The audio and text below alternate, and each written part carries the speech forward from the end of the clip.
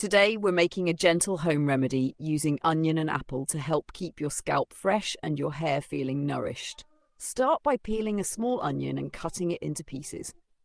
Slice half an apple and remove the seeds. Blend both with a little water until smooth, then strain to collect the juice.